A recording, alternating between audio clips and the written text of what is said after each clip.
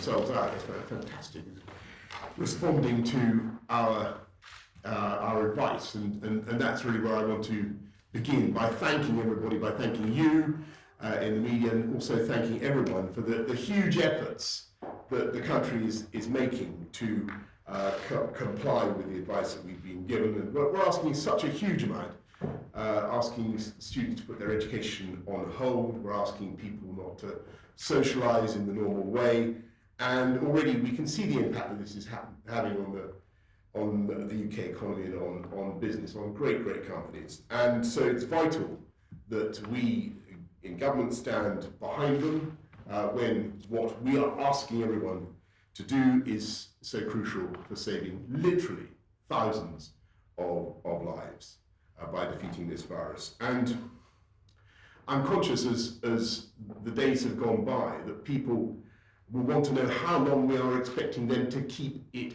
up. And I wanted to try to say something today about how I see the timescale of this campaign and where we're going and what we need to do. And I do think, looking at it all, that we can turn the tide within the next 12 weeks. And I'm absolutely confident that we can send a coronavirus packing in this country, but only if we take the steps, we all take the steps that we have outlined. And that is vital, because that is how we're going to reduce the peak. And once we've achieved that, and I think that we will, if we do take the steps that I've said, then the scientific progress that we're making will really start to come into play. And I wanted to discuss a little bit of that this afternoon with you, because we are rapidly becoming so much better at understanding the genomics at the heart of this virus. A lot of that is going on in this country. We're getting better at understanding the medicines that may treat and cure it. And today we've put the first British corona patient into a randomized trial for drugs that may treat the disease. UK experts, scientists expect to start trials for the first vaccine within a month. And above all, we're getting better at testing. This crisis is so difficult because the enemy is invisible. And the answer is to remove the cloak of invisibility and to identify the virus and to be able to know which of us is carrying it or who has actually had it and now got over it. And to give you an idea of what is coming down the track, we're in negotiations today to buy a so-called antibody test, as simple as a pregnancy test, that can tell whether you have had the disease. And it's early days, but if it works as its proponents claim, then we will buy literally hundreds of thousands of these kits as soon as practicable, because obviously it has the potential to be a total game changer. Because once you know that you have had it, you know that you're likely to be less vulnerable, you're less likely to pass it on, and you can go back to work. And of course, by the same token, we're massively increasing the testing to see whether you have it now, and ramping up daily testing from 5,000 a day to 10,000 to 25,000, and then up to 250,000. And that knowledge of where the virus is will make a huge difference to our management of the disease and our ability to reduce disruption and economic difficulties. And I wanted to set that out because this is rapidly coming down the track, as I say, but it will take time to come on stream. And that is why, in the meantime, to get back to a theme that you know I'm going to repeat, it is absolutely vital that we follow the advice that we've been hearing over the last few days, the announcements that we've already made about staying at home if you have the symptoms, if your family has the symptoms, about avoiding unnecessary contact, avoiding gatherings where you may pick up the disease, pubs, bars, restaurants. Please follow all that advice scrupulously. Work from home if you possibly can. wash your hands, wash your hands. And it's by this combination of ruthless, determined, collective action and scientific progress that we're already seeing that we will succeed. And I know how difficult it may be, or it may seem right now, but if we do this together, we will save, as I say, many, many thousands of lives. And to everybody in the UK business world, everybody who is worried about their jobs, and everybody who faces difficulties because of the advice that we are giving, I say to business, stand by your employees, stand by your workers, because we will stand by you. And you'll be hearing more about that in the course of the next day or so. And that is how, by a mixture of collective, determined collective action and scientific progress, I have absolutely no doubt that we will turn the tide of this disease and beat it together. Now, I'm going to ask, I don't know whether either of our two distinguished experts need to add anything to that. I don't think they do. Why don't we just go straight to questions? I don't propose to spend a very long time at this particular one, since we've had about 4 or 5 of these already in the last few days. You know, I don't want to weary you with these occasions. Do you feel they're useful? Yeah. Good. Okay. Well, that's what makes it possible. Let's go round to Laura first. Laura Kuhn, BBC. Thank you very much, Prime Minister. You told the country yesterday you wouldn't hesitate to take extra measures. People are worried about what that might mean. Yes. Can you tell people what might be next? Will you, within days, seek to shut pubs, cafes, clubs? And a lot of people have contacted us today to say the measures set out for businesses to apply to loans is simply not quick enough for them to be able to keep their staff on. We've had a lot of messages from people who are running businesses who are deeply worried. Is it good enough to say to business, you can apply for a loan, when many of them face immediate decisions that might mean they have to cut staff? Yeah. Well, first of all, on decisions about pubs, bars, restaurants, and so on, as I said, we're guided very much by the science and whether we think that the advice that we've given is working. So as long as we think that people are actually staying away from places where they may transmit or pick up the disease in the way that we've recommended, we've recommended they should avoid those places, if we feel that is working, then we just want to say thank you to everybody for their extraordinary efforts and encourage everybody to do likewise. If we feel that it isn't working, as I said yesterday, we need to bring forward tougher measures, then of course nothing is ruled out. But I want to thank everybody for what they're doing. I know it's tough, I know it's difficult, but we've just got to do it together. And please, please, please follow the advice. Second thing, you mentioned businesses. A lot of them will, of course, get grants up front. I'm all too aware of the difficulties and worries that they face. There'll be more on this tomorrow from Rishi, the Chancellor, Rishi Sunak, the Chancellor. And my message to business is the one I gave just now: stand by your employees, because we're going to stand by you, and we're going to stand by the workers of this country. And there's an important point I want to make. This time it's going to be different. As we come through this difficult economic phase, you remember what happened in 2008, everybody said we bailed out the banks and we didn't look after the people who really suffered. This time we're going to make sure that we look after the people who really suffer from the economic consequences of what we're asking them to do, and we'll be directing our support to them first, looking after the people first. Beth. Thank you. Prime Minister, just a couple of questions. Over the half of the 29 deaths today are in London. So PM, I have to ask you on behalf of Londoners, do you not think it is now right to move to a more substantial lockdown of the capital like they have done in Italy and Spain and France, where you can't leave your house unless you're a key worker or you're going to the shops for food or medicine? Are you not doing that yet because you don't know how to enforce it or you can't enforce it, or rather you'll do it but the time isn't quite right? And just secondly, a bit of hope there. You're suggesting to the public that if they follow the rules that you can turn the tide on this disease? Are you telling people that by the summer they just might be able to go back to normal life, be able to go on their summer holidays? Thank you.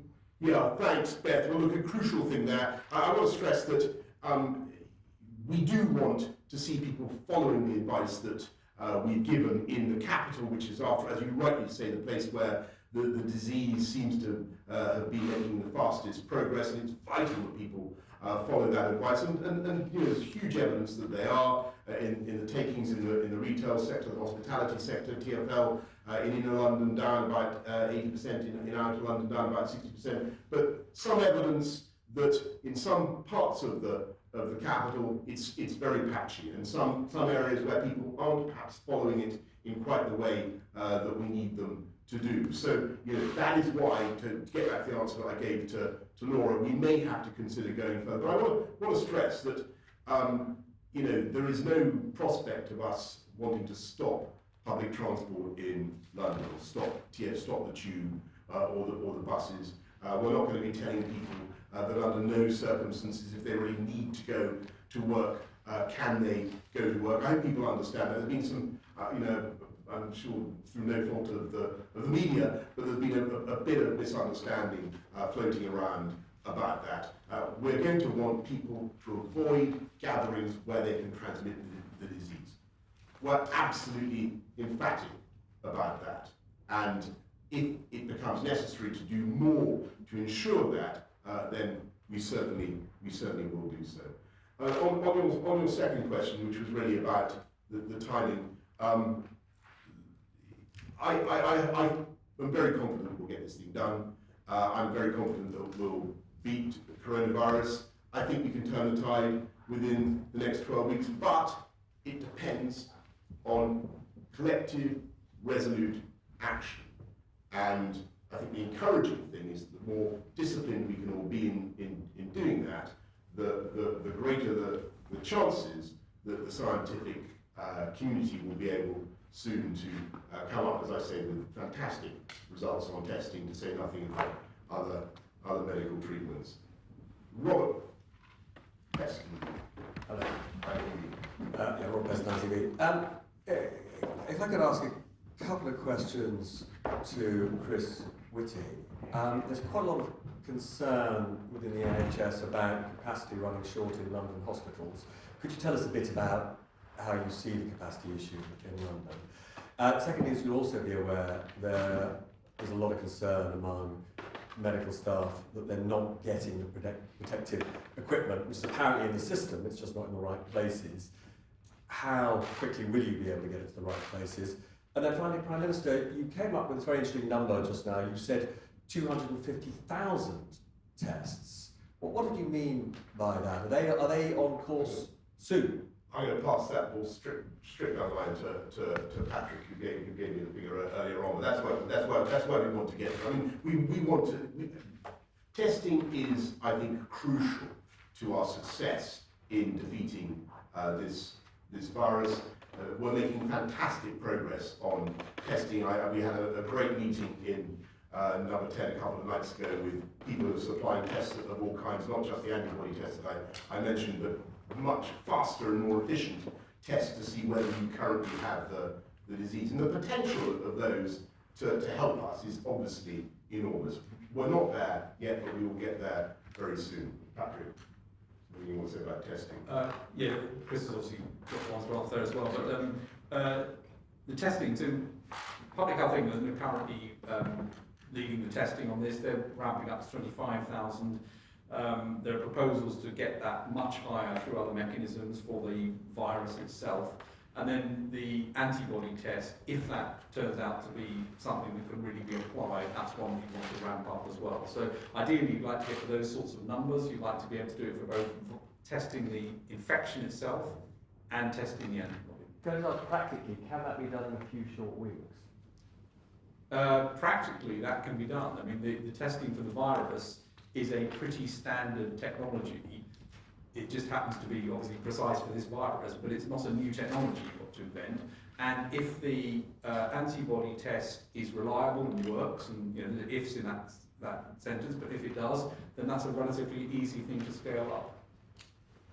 On pressure in London, so at the moment, London from the coronavirus is under pressure, but indirectly, but that's going to go up.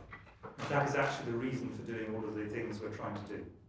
And the first thing that will get under the greatest pressure will be in the intensive care and respiratory care system. That's the thing which, in a sense, that's the first point of real pressure on the NHS that's going to happen.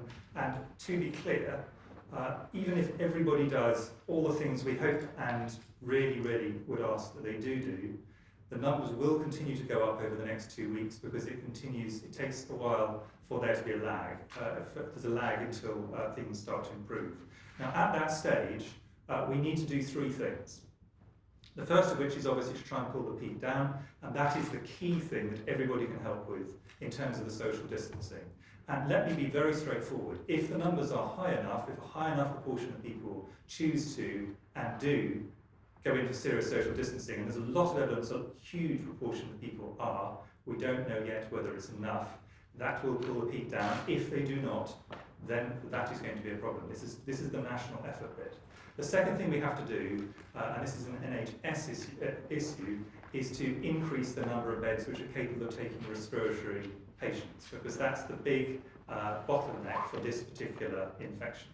So that's very important. And then the third thing we have to do is, at the moment, all NHS staff who are getting symptoms that are compatible with this virus are quite rightly self-isolating and isolating with their families if they have a household, and that is taking people out of the system.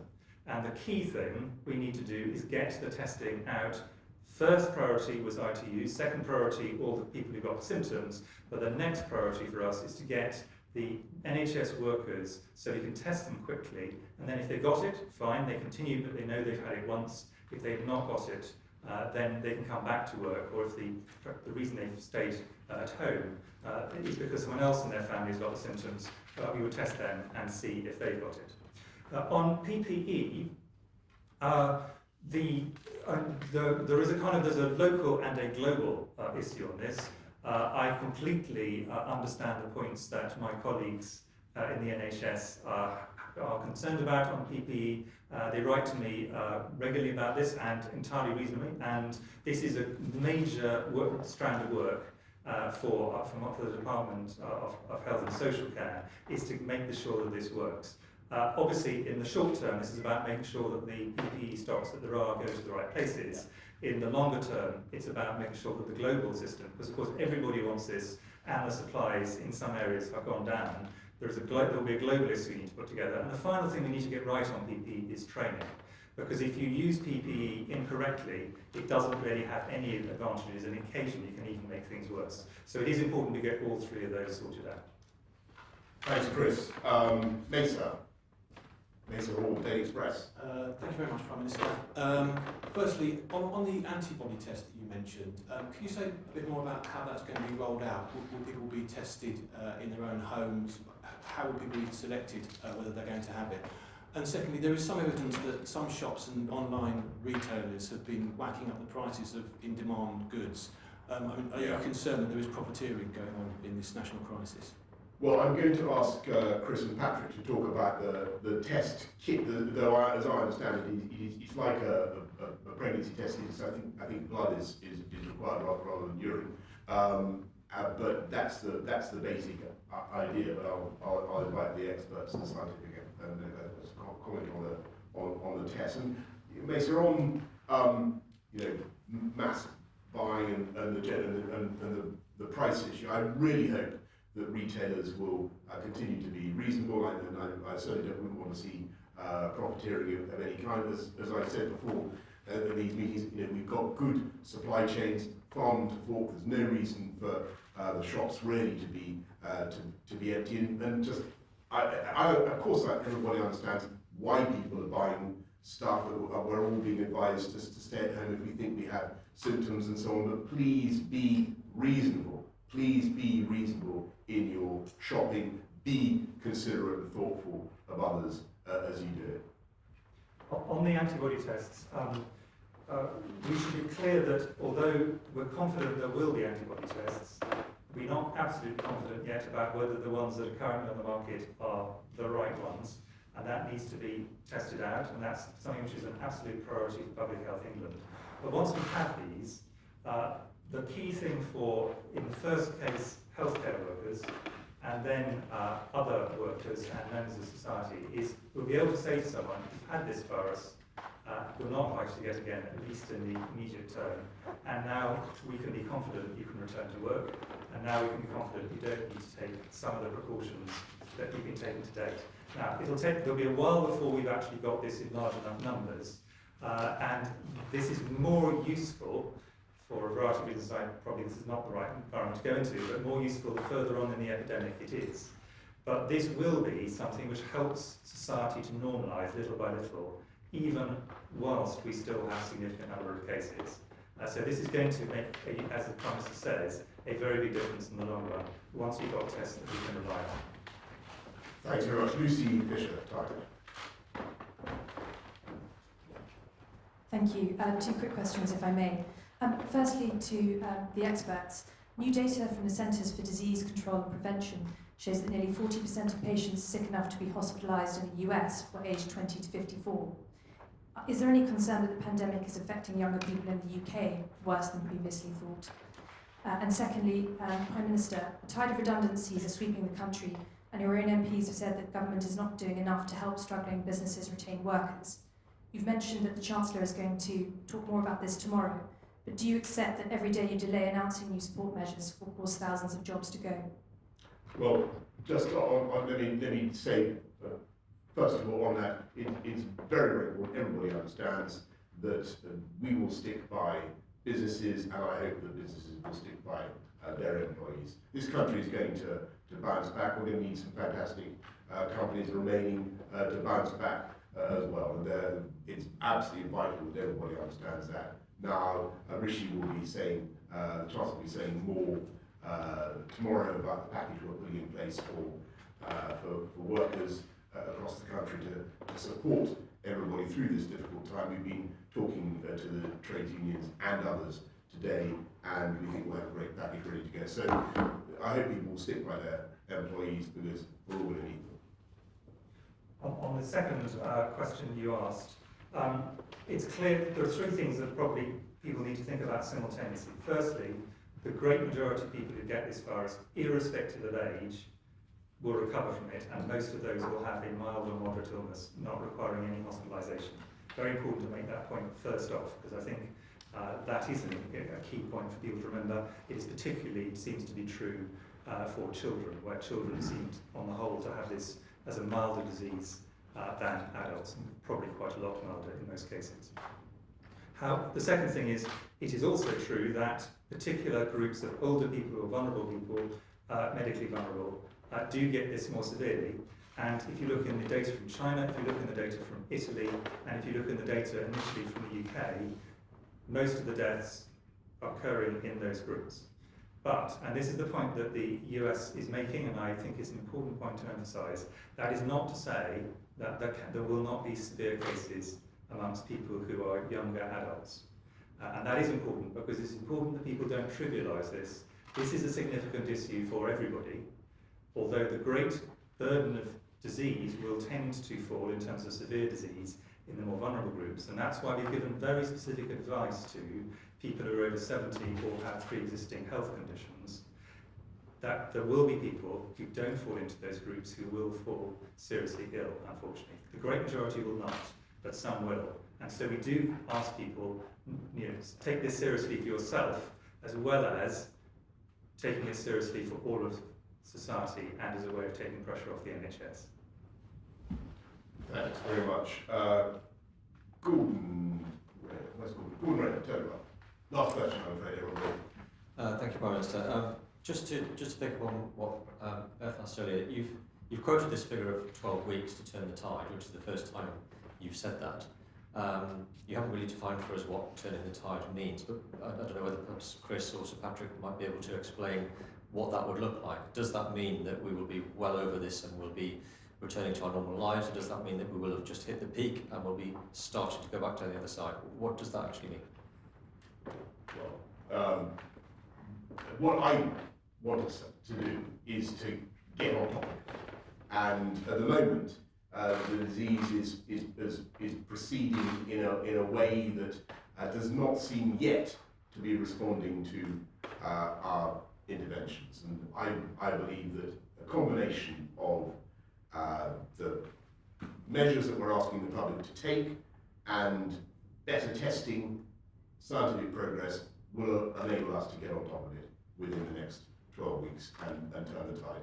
Now, I cannot stand here and tell you that we will, by the end of June, that we will be on the downward slope. It's possible, but I simply can't say that that's for certain. Of course not. We don't know where we are, and we don't know how long this thing will go on for. But what I can say is that this is going to be finite. We will turn the tide, and I can see how to do it within the next 12 weeks. Anyone want to comment on? Patrick. Well, I think we're absolutely at the beginning of this, where the measures that are in place should start having an impact on the rate of growth of the epidemic, and those are significant measures, as we all know, and they're expected to then delay and break transmission chains. So you would expect the epidemic to come down, and the sooner we get that down, the more then we can move into phases as well, where we can test and trace and make sure that we keep on top of this. And there's a start of clinical trials, first patient enrolled today. There's the start of vaccine trials in mid-April expected. These are things which altogether start to tell us that we've moved from a phase of it's growing and we need to take these measures to try and stop it growing, to ones where we're saying put a lid on it and begin to start looking at what we do beyond that in order to get into the right position. And so I think that's where we need to get to, and that's the time scale over which we need to really push to make sure that we get there. Thanks very much, everybody. I hope that I don't want to sound, I'm often accused of being unnecessarily boosterish about things, and I certainly don't want to strike that note today. But I genuinely think that by the combination of these two things, we will turn the tide and we will get through it. But it is vital that we all do the first of those, take the first of those two steps together. We do need a very, very energetic, concerted effort to follow the medical advice, and everybody knows what it is. We will make a huge, huge difference if we all do it together. And then I think what will happen is that we will start to see developments such as we've seen in other countries where the curve has started to come down. We will see the impact of our testing program, some of the new tests that we're talking about. I think we'll start to see those making a profound difference. And that is why my message to companies is really think very carefully before you start laying off your staff. We do want to stand behind good companies. We do want to make sure that people recognise that if they stand behind their staff, they should stand behind their staff, because we in the government are going to stand behind British firms. And as I say, you've heard more about that this week from the Chancellor. You're going to hear more tomorrow about what we're going to do to support employees. Thank you all very much. This is probably, I think this is I can't remember how many of these we've now had. You're all moving further and further away from each other in deference to the virus. I think that there may be a moment when we start to do this remotely.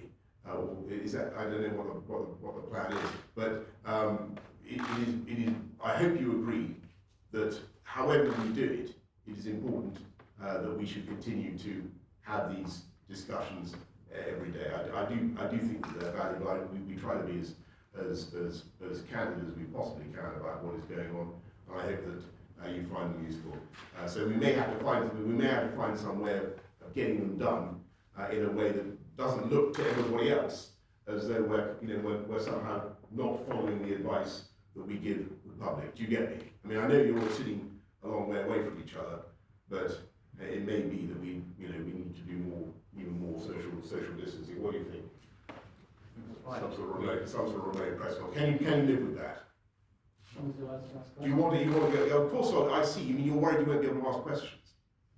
I can see your anxiety. Okay. Well, I will make a pledge that if we have to move, I think we probably will. If we have to move to a more remote form of interrogation, I will absolutely ensure that everybody gets to ask questions and not necessarily all at the same meeting.